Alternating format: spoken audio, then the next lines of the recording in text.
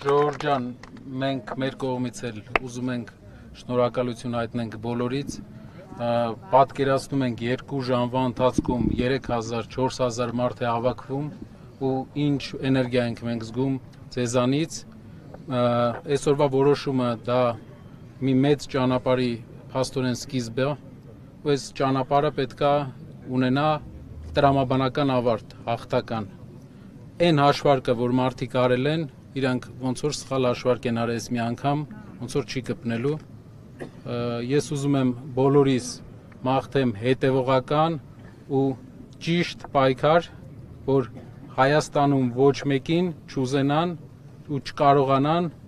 առանց պատճառի